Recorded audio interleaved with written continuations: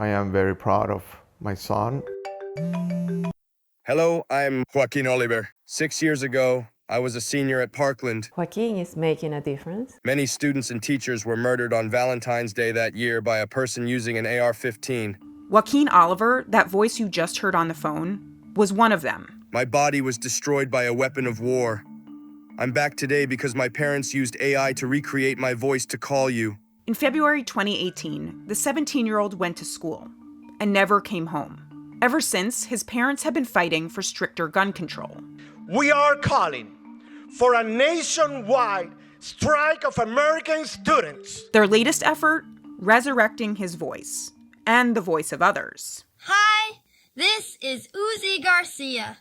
I'm a 4th grader at Robb Elementary School in Uvalde, Texas. Or at least I was. Hi, this is Ethan Song. I was killed by an unsecured gun at my friend's house. At theshotline.org, you can have the AI voice clones, or audio deepfakes, of various kids killed by gun violence place calls to your elected officials. Artificial intelligence is becoming a good friend of us. This all may seem pretty weird to you, like an episode of Black Mirror. It did to me too. So I had to find out how this tech is giving voice to the dead, and what that means for the living. But you don't care. You never did.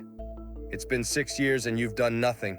What's amazing about Joaquin's AI voice is how little audio was needed to create it. Take me through that first time you hear this voice. It was exactly like him. And it was so impactful and it was so deep that I wanted more. It felt like he was still here. Oh my God, 100%. Joaquin's voice was created using an AI voice generator from ElevenLabs. You upload existing audio files, and then the machine learning models create an artificial voice that can sound quite similar to the original. Type in the text of the message, and the voice says it. Hello, I'm Joaquin Oliver. To make this, all you need is a few seconds of someone's voice, without much background noise. Not a problem when you're alive and can grab your phone to record, but we have to collect every single audio because not all the time you can listen well because maybe the music is behind or maybe there's noisy because we're talking a lot of them.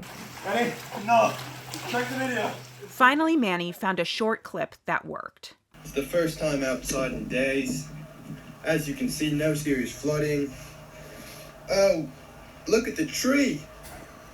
And the Olivers, which started an organization called Change the Ref to fight for stronger gun protection, wanted him to speak to those they feel bear some responsibility for his death. We have been in offices from senators, members of Congress. We have been ignored. Let's bring another voice. The voices of the dead. The voices of the murdered. But as we've seen with deepfake audio clones of dead celebrities, the eerie thing here is that you can put any words into someone's mouth. When you recreate someone's voice, you can create that voice, but you don't know what they would actually say right now. Oh, we know. How do you know? I'll tell you why I know. Do you have a best friend? I do. Like a friend that you look at her or him and you know exactly what she or he are thinking, and you don't need to say anything, you got it. That's Joaquin and me. But not only that, keep in mind that our son was 17 years old, a very vocal, into social media, communicating the whole time, loud and clear. We're not pulling out phrases or statements that wouldn't belong to Joaquin. Manny and Patricia said they drew on Joaquin's previous social media posts when writing the message. When you combine these new AI tools with someone's digital trail, you can create a digital legacy that would have seemed unimaginable even a few years ago. It's powerful, but it can also seem... There are some that will say, this is creepy, bringing back a voice of a child who died. It is.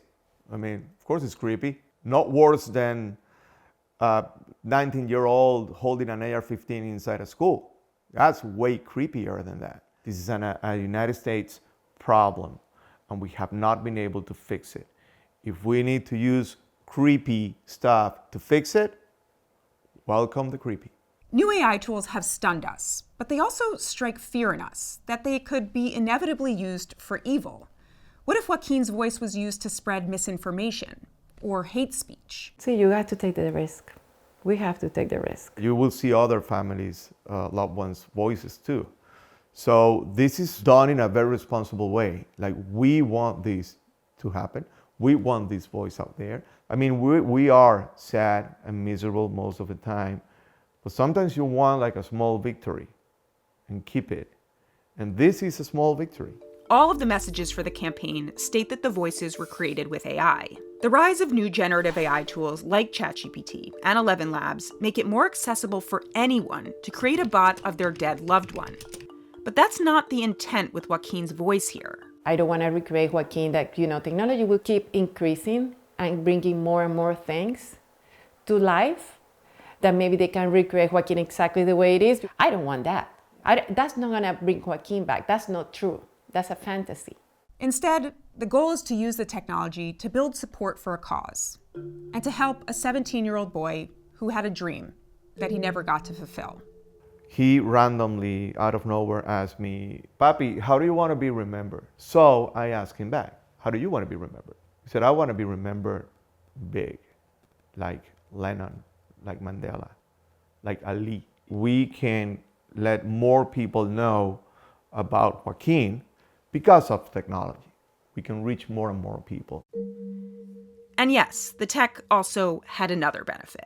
But was more a moment of, wow, I got a chance to listen to his voice again. We'll say that it filled my heart. And it brought me a smile. Now, we'll find someone who will.